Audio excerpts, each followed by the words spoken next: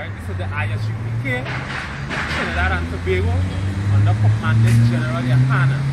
Right, and we are here today in Duncan Street because the native Indians and them, our brothers, want to pull down this statue. They want to protest. So they're marching from City Hall to Duncan Street in support of bringing down this statue. Right, because Christopher Columbus, right, he's like a homosexual. If you watch how he dresses, his attire, damn near homosexual. Right, he raped the native Indians, he murdered them, he robbed them, killed the buffaloes. It was like a damn near holocaust for the native Indians. Right, so the native Indians today, it's our brothers. Right, they're marching in support of pulling down this Christopher Columbus statue. So we are here today to support our brothers and them, to help them pulling down the statue. Right? Alright, shalom. I.S.U.P.K.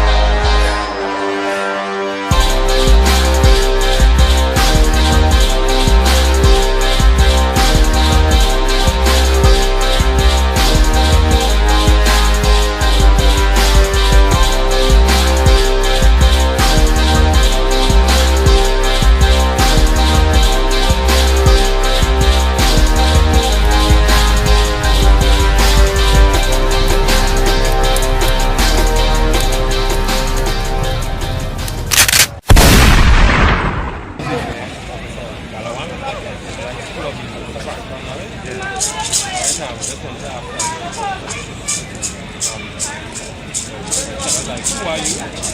Where are you from? Why are you? Okay, well, I am Ricardo Hernandez, Chief of the Santa Rosa First Peoples Community that is based in Arima. We are here today because today is a day in a week of activities to commemorate the 14th of October. The 14th of October is a day of recognition given by the government of Trinidad to First Peoples in Trinidad, and we chose the day because it was on the 14th of October in the year 1637 that the Nicoyo chief warrior Hayarima resisted Spanish occupation and attacked the Spanish forces in defense of his people. So we have that is on Sunday, that day. But today we have been coming to Port of Spain for the past 3 or 4 years to do a ceremony at the Red House in recognition of the human remains of the first peoples that were unearthed under the Red House. As you know, with the renovation and the restoration, they found human remains. And those remains were dated and tested, and it was discovered that it is that of the first peoples, among some other ethnic groups, but the majority of the first peoples. So we come to pay our respects to that, and at the same time to call upon the authorities to honor the request of the first peoples by reburying those human remains in a ceremonial way. They need to be reburied. We do not want them in any museum or suitcase or anything like that, and that is what that is about.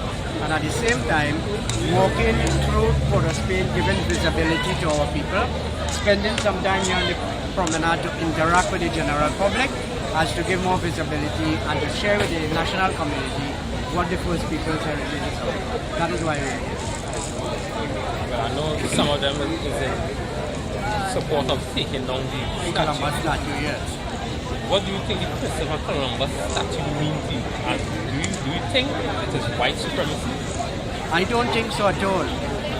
No, you must understand, I am not glorifying Columbus, and I am not saying Columbus should be there or he shouldn't be there. I am looking at it from this perspective. Columbus came, we cannot get away from it. Whatever happened, it is part of our history. That is history. Whether the history was bad for the indigenous peoples and slavery and all that kind of thing, whether it was good because there is a school of thought that there are good elements in some of that, I don't know, that's another debate. But what I'm saying, it is history. And by removing Columbus does not change history. If you remove Columbus and you tell me what will replace that, what are the actions will follow the removal of Columbus? Will the authorities, the government and whoever is in authority pay more attention to the plight of the first peoples living today? Will that bring more recognition? Will that bring the respect that is warranted? If those things can follow, well then I might be inclined to say, well, you should have taken it down since yesterday.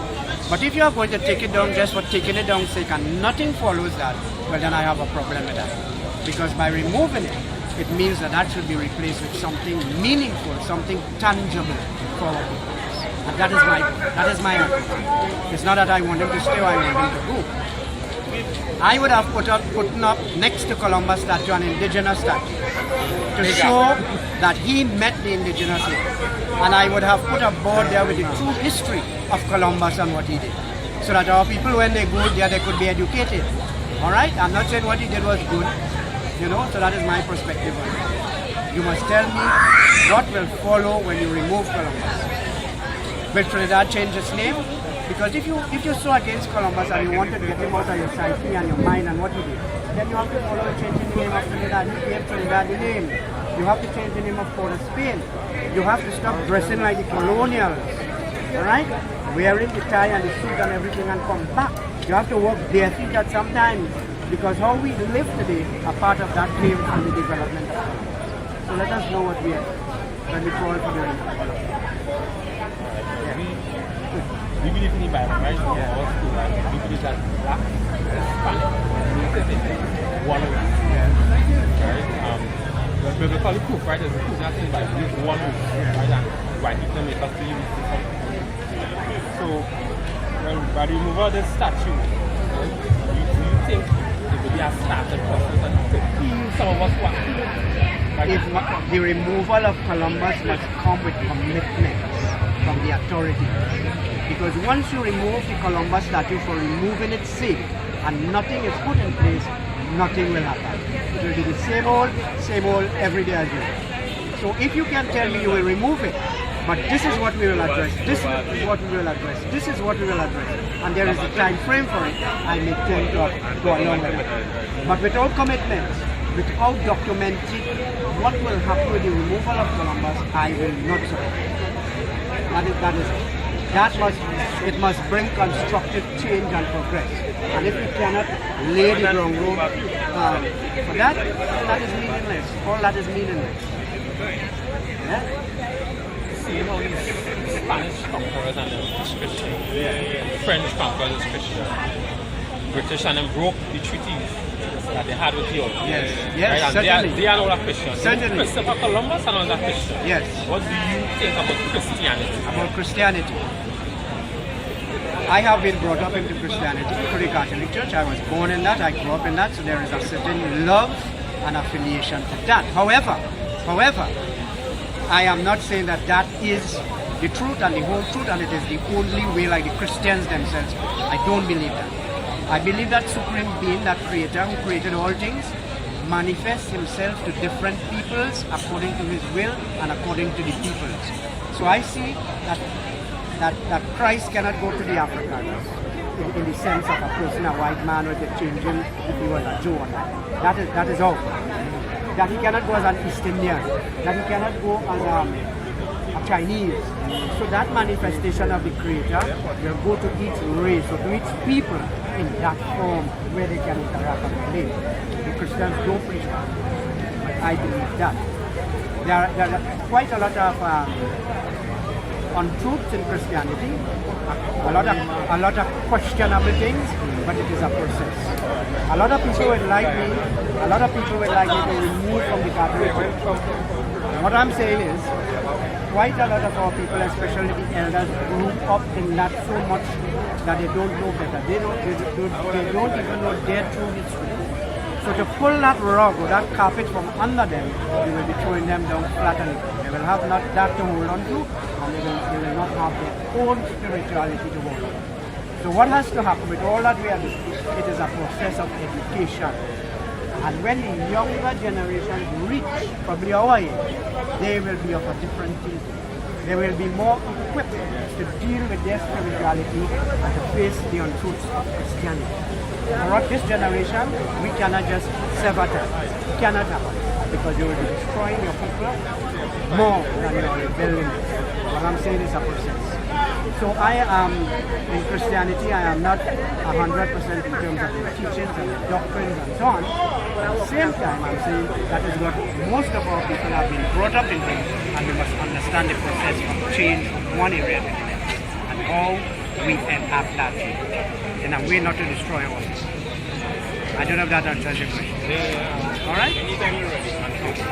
Do you believe that Blacks, Hispanics, and Native Indian people are one people? Nobody tell you cry. You know why? Because I never saw you before. But you a black man like me. And it works out. My whole life was trying to find something to follow. Had loyalty, every man tried to borrow. Felt pain and a lot of sorrow. Got betrayed, so packed, I didn't even have my heart broke. Living confused, about to lose hope. Cops got me on the side of the road like a sideshow. Need an antidote before I croak. Now I'm setting fire to rhythm man blues, call this guitar smoke. Rebel with no cause, trying to find direction. The world got me vexed. Picked up a bad liquor habit that's hereditary from oppression. Felt like my life was on fire, trying to find an exit. Now look, 10 G's plus a good wreck. Sometimes a follower is a soldier, trying to find a good shepherd. Plus when you in hell, how do you excel? Wisdom the breath of life, I don't believe in fairy tale. Listen well to what I tell. No calling can cause pain. Something that a rebel knows very well. Can't you tell I was sent from the Lord?